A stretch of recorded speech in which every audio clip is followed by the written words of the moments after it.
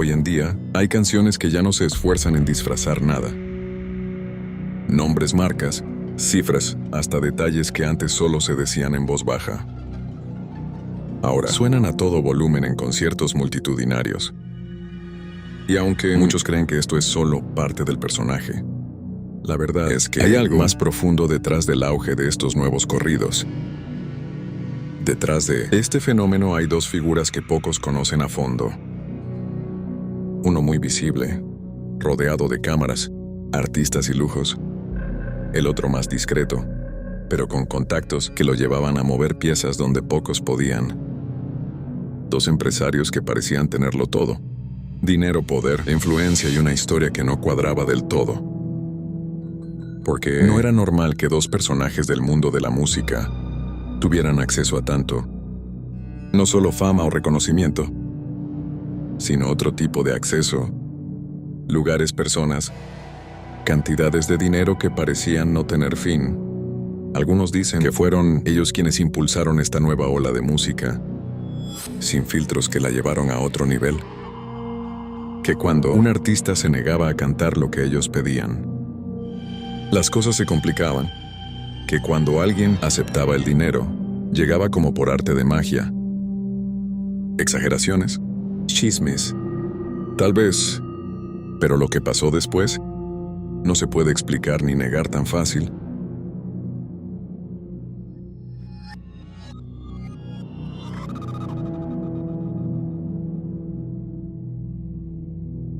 Dos nombres, dos historias que se cruzan. Desde afuera parecían simples empresarios, tipos que supieron jugar bien sus cartas en la música regional mexicana. Pero cuando rascas un poco la superficie, la historia cambia, porque detrás de los escenarios, los contratos millonarios y los éxitos, había algo más. Un juego de poder, dinero y conexiones que primero los llevó a la cima y luego los hundió sin aviso. Pero para entender cómo se derrumbó todo, hay que empezar por el principio. Y el principio tiene un nombre: Jesús Chucho Pérez Alvear. Jesús Chucho Pérez Alvear no era un hombre que sonara en la radio ni que apareciera en portadas de revistas. Yo personalmente no tenía idea de la influencia que tuvo en todo esto. Así que préstale mucha atención y al final te darás cuenta el porqué. Dentro de la industria musical, la presencia de Chucho era imposible de ignorar. No era artista, no tenía un micrófono, pero tenía algo más valioso: el control de los escenarios. Si querías llenar un palenque, un auditorio o un estadio, tarde o temprano tenías que pasar por él. Pero su historia no empieza con la música, ni con los lujos. Nació en Michoacán, un lugar donde el talento y el peligro conviven de cerca. Desde joven entendió que el éxito no es solo cuestión de esfuerzo, sino de saber con quién rodearse. No tardó en hacerse un nombre en los circuitos de eventos locales, organizando conciertos pequeños, haciendo favores, cobrando otros. Y con cada puerta que se abría, conocía gente más influyente y más peligrosa. ¿Fue ambición casualidad?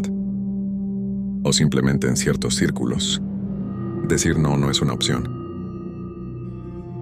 Lo cierto es que cuando su nombre empezó a sonar en eventos privados, en conciertos que no aparecían en carteles oficiales, en lugares donde la seguridad no la ponía la policía, quedó claro que ya no era solo un empresario más Chucho. Vivía como un magnate, se codeaba con artistas, empresarios y figuras influyentes, siempre con un perfil discreto, pero con un estilo de vida que hablaba por sí solo. No era el típico millonario que se exhibía en redes sociales, pero quienes lo conocían sabían que su dinero no tenía límites. Viajes privados, propiedades en distintas ciudades, acceso a círculos donde el dinero en efectivo se movía sin preguntas. Otro nombre clave en esta historia: Ángel del Villar. No era un simple empresario, era una marca, un personaje que pasó de la nada a manejar una de las disqueras más poderosas del regional mexicano. Pero su historia no es la de un tipo que se hizo rico vendiendo discos. No, lo suyo tenía muchas más capas.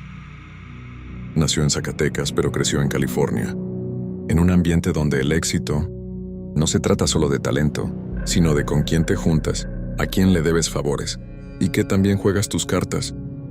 No era cantante, no componía, pero entendía algo más valioso: el negocio. Y cuando vio el auge del regional mexicano en Estados Unidos, supo exactamente cómo moverse. Si nació del Records en 2008, no era una disquera cualquiera. Era una máquina que creaba estrellas, que dominaba el género con artistas como Gerardo Ortiz, Luis Coronel, Los Plebes del Rancho, Ulises Chaidez, Lenin Ramírez. Tercer elemento: Fuerza Rígida, Adriel Favela, Régimen Caro, José Manuel, Grupo Fernández, Los del Arroyo, Grupo Marca Registrada y más. Todos con un estilo que iba más allá de la música.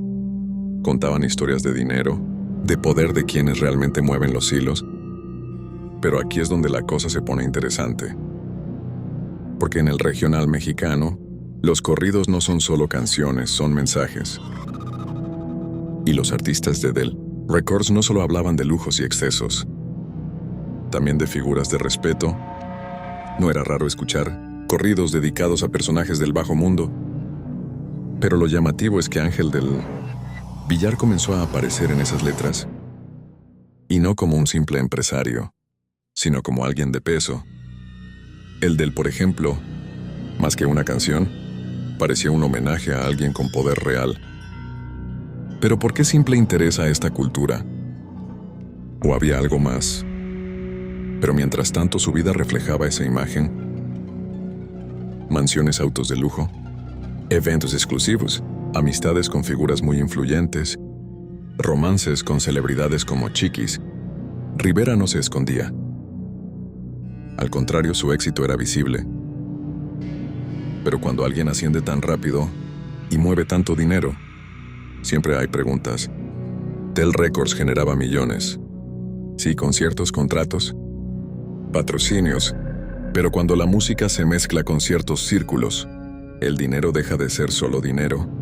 Y ahí es donde la historia de Ángel del Villar deja de ser solo la de un empresario exitoso y empieza a convertirse en algo más grande. Algo incontrolable, incluso para él mismo. Ya verás por qué. A Simple Vista, Del Records y Jesús Chucho parecían operar en mundos distintos. Uno manejaba la disquera más influyente del regional mexicano, el otro organizaba los eventos más grandes del género. Pero detrás de todo, había una conexión imposible de ignorar. La pregunta es cómo se cruzaron sus caminos. Chucho llevaba años organizando conciertos, moviéndose en un mundo donde la música y los negocios oscuros iban de la mano. Ángel del Villar, por su parte, construía un imperio con artistas que no solo cantaban sobre el éxito, sino sobre el tipo de poder que pocos pueden tocar. Conociendo esto, no es difícil imaginar cómo sus círculos empezaron a mezclarse. Y cuando dos hombres con la misma visión se encuentran, los acuerdos se cierran rápido. Del Records tenía a los artistas, Chucho tenía a los escenarios. Mientras Ángel construía carreras, Chucho llenaba arenas, asegurando que el dinero fluyera en ambas direcciones. No importaba que fueran de empresas distintas, el negocio siempre encontraba su camino. En este negocio hay nombres que es mejor no decir en voz alta, pero todos saben de quién se habla. Depende del lugar que menciones.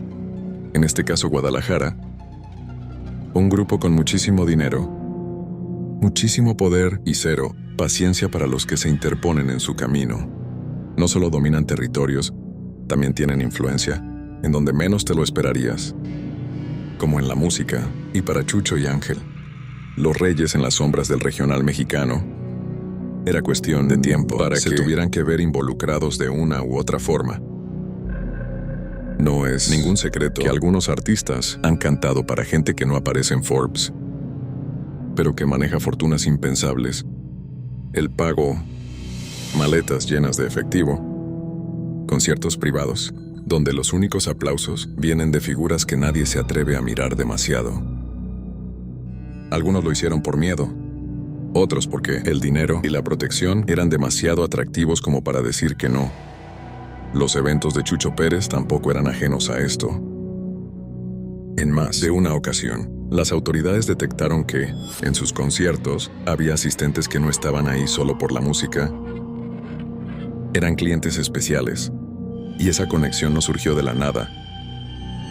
Alguien hizo el primer acercamiento, alguien ofreció un trato y antes de darse cuenta, ya estaba metido en algo de lo que no se sale tan fácil. Y Ángel del Villar, con el imperio que había construido, tenía demasiado que perder si no jugaba bien sus cartas. Porque en un negocio donde el dinero manda, hay reglas no escritas. Y una de ellas es que si los verdaderos jefes te hacen una oferta, no hay muchas opciones para decir que no. Ahora que nuestro dichoso grupo de Guadalajara entró en esta historia, es momento de explicar cómo hacían negocios con Chucho y Ángel. Porque cuando hay tanto dinero en juego, no se puede simplemente meter todo en una cuenta bancaria y esperar que nadie haga preguntas. No, aquí el dinero sucio necesitaba una limpieza. Y para eso la música era el pretexto perfecto. El truco estaba en las empresas fachada. Compañías de entretenimiento, promotoras de eventos, productoras. Todo parecía legítimo en los papeles. Pero detrás el verdadero negocio era otro. Se organizaban conciertos financiados con dinero de dudosa procedencia, donde las ganancias en taquilla y patrocinios servían para darle un baño de legalidad al efectivo. Y aquí es donde Del Records entraba en la ecuación. Los artistas del sello llenaban estadios y vendían miles de discos. Pero algunos de esos números no cuadraban del todo. Transferencias sospechosas, contratos inflados y pagos en efectivo que nadie podía rastrear. No era solo música, era un sistema diseñado para mover capitales sin levantar sospechas. Y lo mejor de todo es que, una vez que el dinero pasaba por todos estos filtros, estaba limpio y listo para usarse. De repente, los ingresos ya no venían de negocios turbios, sino de conciertos exitosos, giras internacionales y ventas de discos. Y una vez que el dinero ya estaba legalizado, los amigos de Guadalajara podían moverlo sin preocupaciones. Inversiones en bienes raíces, negocios aparentemente legítimos, financiamiento de nuevas operaciones, todo con el sello de la música como cortina de humo. Mientras todo siguiera fluyendo, nadie hacía demasiadas preguntas, pero cuando las autoridades empezaron a seguir el rastro del dinero, se dieron cuenta de que lo que estaban viendo no era solo una disquera exitosa, sino una máquina perfectamente engrasada para lavar millones sin que nadie se diera cuenta. Hasta ahora hemos hablado de cómo nuestros empresarios hicieron magia con el dinero, cómo lo metieron a la lavadora y lo sacaron impecable, listo para usar sin levantar sospechas. O eso creían, porque mientras en su país todo fluía sin problemas, al otro lado de la frontera, el tío Sam no estaba tan convencido de que Del Records y los eventos de Chucho fueran simplemente una historia de éxito musical. Y aquí es donde entra el FBI. El problema con lavar dinero es que por más bien hecho que esté, siempre deja rastros. Y en Estados Unidos, la inteligencia financiera no se anda con rodeos. De repente, ciertas transacciones empezaron a llamar la atención. Pagos millonarios en efectivo, boletos de conciertos comprados en cantidades absurdas, dinero que entraba y salía de cuentas sin una lógica clara. Para los agentes estadounidenses, algo no cuadraba. Pero claro, descubrir la verdad no es tan fácil como revisar unos estados de cuenta. Así que decidieron infiltrar el sistema, se hicieron pasar por empresarios, hablaron con la gente correcta y poco a poco empezaron a recolectar información. Y cuando juntaron suficientes piezas del rompecabezas, se dieron cuenta de algo grande. Del Records y los eventos de Chucho no eran solo un éxito comercial, eran parte de un entramado financiero sospechoso. La primera gran pista fue Chucho. A diferencia de Ángel del Villar, que mantenía un perfil más cuidado, Chucho tenía demasiadas conexiones con la gente equivocada. Así que el FBI lo puso en la mira. Y tras seguir sus movimientos, no tardaron en darse cuenta de que sus eventos estaban vinculados a ciertas figuras que nadie querría como socios comerciales. Y aquí es donde las cosas empezaron a tambalearse. Pero si Chucho era tan obvio, ¿por qué tardaron tanto en descubrir a Del Records? Fácil, porque mientras Chucho manejaba dinero a lo bruto, Del Records jugaba a lo fino. Justamente lo contrario a como cada uno manejaba su vida privada. Su negocio tenía contratos, ventas de discos, patrocinios legítimos. Era un sistema diseñado para parecer completamente legal. Mientras las cuentas cuadraran, nadie tenía razones para sospechar. Entonces, ¿qué pasó cuando las autoridades armaron todas las piezas del rompecabezas y puso el ojo en Chucho?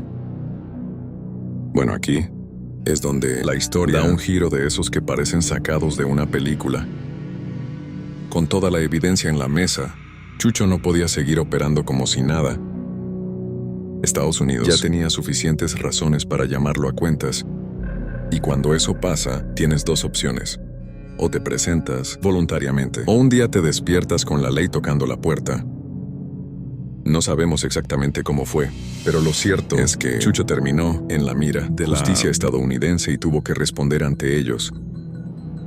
Pero aquí viene lo raro. Porque a diferencia de otras figuras que caen y desaparecen del mapa, Chucho no solo salió libre, sino que prácticamente siguió con su vida como si nada. Aunque no se salvó del todo, el Departamento del Tesoro de Estados Unidos lo sancionó bajo la ley Kingpin, una medida que congela cualquier activo que tenga en territorio estadounidense y prohíbe a empresas o ciudadanos hacer negocios con él. En pocas palabras, para el sistema financiero estadounidense, Chucho pasó a ser un fantasma. Lo cierto es que en apariencia, este no es un castigo muy severo. ¿Cómo lo logró? Bueno, eso es un misterio.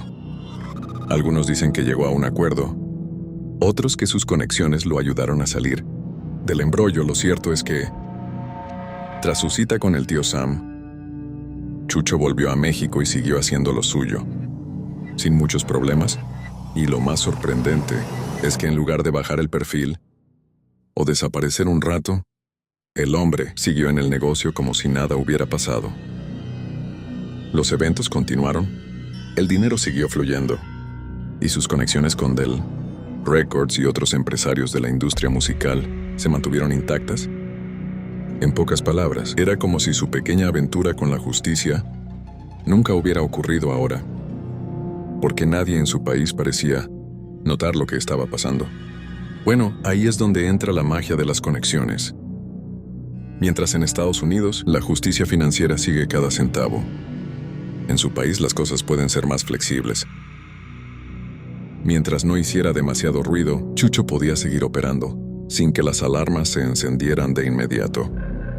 Así que con todo el escándalo aparentemente controlado, nuestro empresario favorito siguió moviendo sus piezas, organizando eventos, llenando estadios y manejando una red de dinero y contactos, que a simple vista parecía intocable. Pero claro, como en toda historia de este tipo, no puedes desafiar la suerte para siempre. Y el destino de Chucho ya estaba escrito. Solo era cuestión de tiempo para que la factura llegara. De vuelta en México, pero con la cuenta regresiva activada, su historia terminó el 2 de diciembre de 2022 en Polanco, Ciudad de México. Eran cerca de las 7 de la noche, cuando Chucho cenaba en un restaurante exclusivo, acompañado sin sospechar que esa sería su última noche. Dos hombres en motocicleta se acercaron. Uno de ellos bajó, entró con paso firme y sin titubear acabó con todo. El caos se desató en segundos. Clientes corriendo, gritos, confusión. Pero el responsable ya no estaba. Salió con la misma calma con la que llegó. Subió a la moto y desapareció. Cuando los paramédicos llegaron, Chucho ya no tenía signos vitales. Había caído en el mismo mundo que lo hizo millonario. ¿Quién ordenó el ataque? ¿Alguien sintió que ya no era necesario? ¿O fue un simple ajuste de cuentas? Chucho cayó, pero había algo que seguía en pie. Su red de negocios, Su partida no significaba el fin de todo, y había alguien más en la mira. Porque si él ya no estaba para responder, entonces ¿quién era el siguiente en la lista? Eso nos lleva a su socio Ángel del Villar, el cual recordemos que siguió jugando como si nada hubiera pasado. No importaba que Chucho ya hubiera sido señalado por el gobierno de Estados Unidos, él siguió haciendo negocios con él, conciertos, patrocinios, dinero en efectivo fluyendo sin freno. Tal vez pensó que al estar en Estados Unidos estaba a salvo, pero la gente que mueve dinero sucio siempre deja rastros, y si hay algo que las autoridades no perdonan, es cuando te avisan que algo es ilegal y decides ignorarlo. El 22 de junio de 2022, mucho antes del final de Chucho, Ángel del Villar pasó de empresario a detenido. En cuestión de minutos, no hubo persecución ni espectáculo. Agentes federales entraron, lo arrestaron junto con Lucas Calisi, su director financiero, y se lo llevaron. Aquí viene lo interesante, porque una cosa es que te atrapen con documentos y transacciones sospechosas, y otra muy distinta es que alguien de adentro te delate. Uno de los nombres que más ruido hizo fue Gerardo Ortiz. Sí, el mismo Gerardo Ortiz, que trabajó con Del Villar durante años y que se presentaba en los eventos organizados por Chucho. Se supo que colaboró con las autoridades, proporcionando información que ayudó a conectar los puntos. Pero no fue el único. Ex empleados e empresarios, incluso gente de la industria, testificaron sobre cómo Del Records manejaba dinero en efectivo, como ciertos pagos eran imposibles de rastrear, y como todos sabían perfectamente de dónde venía el dinero y quién lo controlaba realmente. Del Villar enfrentó 11 cargos federales, todos relacionados con lavado de dinero y transacciones ilegales, con personas sancionadas. El peor golpe vino cuando se le declaró culpable de violar la ley. Kingpin, la misma que Chucho había desafiado antes de su muerte. En otras palabras, sabía que estaba metiéndose en algo ilegal. Se lo advirtieron y lo hizo. De todas formas, las cuentas no le salen bien a Del Villar. Está enfrentando hasta 30 años de prisión. Del Record fue multado con $10 millones. Y ahora está bajo vigilancia durante 5 años. Su sentencia oficial será el 15 de agosto de 2025. Y aunque su defensa dice que apela, las probabilidades de que salga bien librado son mínimas. Chucho Pérez y Ángel del Villar no eran simples empresarios. Venían de abajo, de familias trabajadoras, de una vida donde el éxito no estaba garantizado. Pero lo lograron. Se abrieron camino en una industria dominada por gigantes, construyeron imperios, vivieron con lujos que pocos pueden imaginar. Pero todo éxito tiene un precio. No llegaron a la cima, solo con talento y visión, sino con conexiones peligrosas, con negocios que no se manejan con contratos, sino con lealtad o con miedo. Por un tiempo vivieron como reyes. Casas de ensueño, autos de lujo, dinero en efectivo que parecía inagotable. Pero el problema de estar en ese mundo es que nunca puedes salir cuando tú quieres. Lo tuvieron todo y lo perdieron todo. ¿Y tú qué opinas de todo este caso? Déjamelo saber en los comentarios. Y gracias por llegar hasta esta parte del video. Si te gustó, no olvides dejar un me gusta y suscribirte al canal. Tu apoyo es muy importante para mí. Nos vemos en una nueva historia. Y recuerda, esta es la última grabación.